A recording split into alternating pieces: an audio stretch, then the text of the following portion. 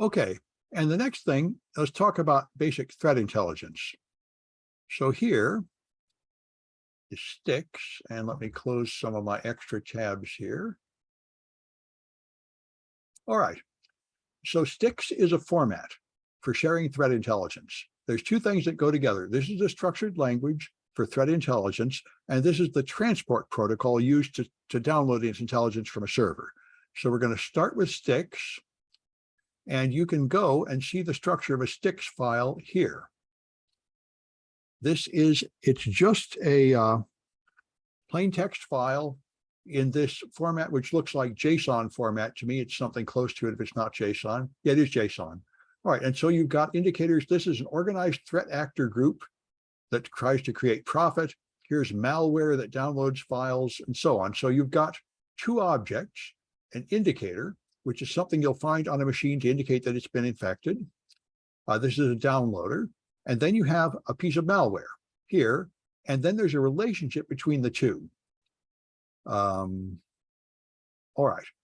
So that's a description of two items of threat intelligence and a relationship between them. And you can visualize them with a visualizer. There's an online visualizer to show you the viewer of a Stix file.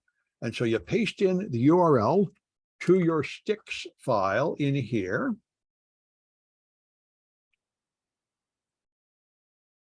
And fetch. And it draws you a visual description. So this is the malicious site hosting the downloader. And here's the back door. And I might be able to make the font bigger. Let's see. Oh, I can. Good. All right. So you've got an indicator and you've got malware. Here's the indicator. And if you click it, it will show you information about it here, which is all just from that file, but it's laid out in a pretty way. So you can see the structure. Now, this is a really simple case, of course, with just one malicious file and the indicator, which is the evidence it creates. But we can look at more complicated, interesting things here. And here's one. Just run that through the viewer. All right, somehow I didn't figure out how to get my viewer back to let me add new data. I'll just open it again. All right. All right. All right, so now I've got an adversary and a technique, attack pattern phishing, and a poison ivy variant is malware. And here is a threat actor. So I got connections between all these people. So adversary Bravo is known to use phishing attacks to deliver remote access malware to targets. They're a spy and a criminal. And so you can research what they do here.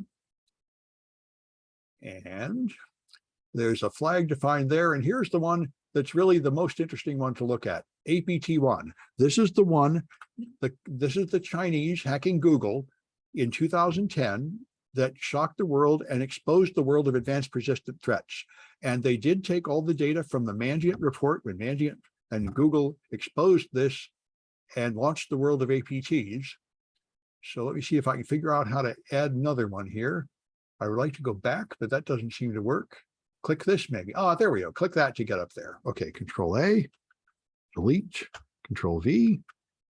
Okay, this is apt1.json. And as you can see, apt1 is pretty complicated.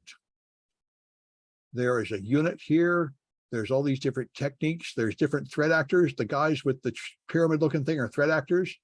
You can move these to make them easier to see. Here's the Communist Party of China. Click on that and see what they want to tell us about the Communist Party of China. The ultimate authority tasks them to commit cyber espionage and data theft. And here's techniques they used, like a hop point, H-tran hop point, whatever that is. Maybe I can learn something about an H-tran here.